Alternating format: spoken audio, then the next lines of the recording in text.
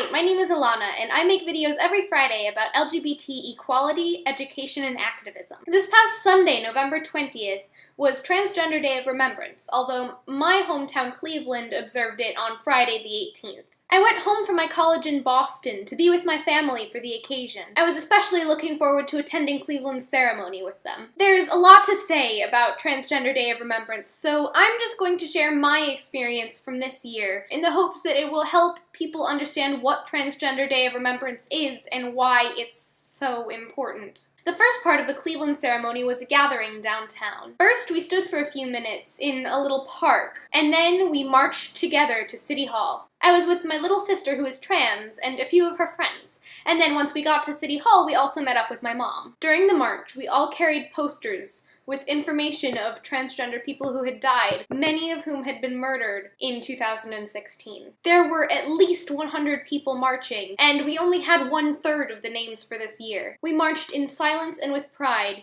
each one of us carrying a poster and an electric candle. And then, when we got to City Hall, we all lined up and everyone read aloud the information on the posters one at a time. Hearing the names, one after another, of all the innocents who had been so heartbreakingly slain was surreal in the most horrific of ways. It was a truly emotional experience. Then came the speeches. The ceremony was focused on two things: looking back on the past and commemorating the dead, and celebrating the present and those alive today, those ready to make a difference. The first portion, commemorating the dead, was very sad. People spoke of those they knew who had been lost, and 2 people read poems that they had written themselves.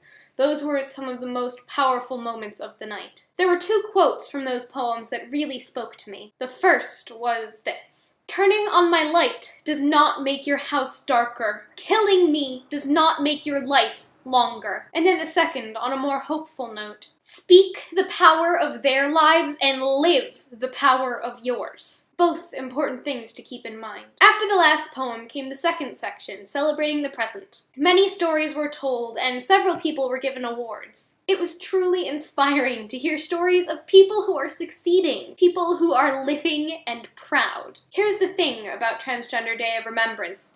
As sad as it is also empowering. It empowers living transgender people to keep living, fight for themselves, and work towards a safer, more equal, and more secure world. And I think that, more than the sadness, is one of the most important themes. At the end of the night, we walked out into the street, and we saw the transgender flag beneath the American flag waving high above our heads on top of City Hall. It was heartening to see the city standing visibly with us. It's really empowering to come together like that, especially with such a public display, because it shows that nobody is alone and everybody is supported. Remember, we are here for you. Yes, this is a difficult time, but there are people who are on your side, people who will help build you up and help you build yourself up. It is essential to not let the names of our fallen siblings be forgotten, and therefore it is important to continue having a Transgender Day of Remembrance. But it's also important to fight, so that maybe one day we won't need a Transgender Day of Remembrance.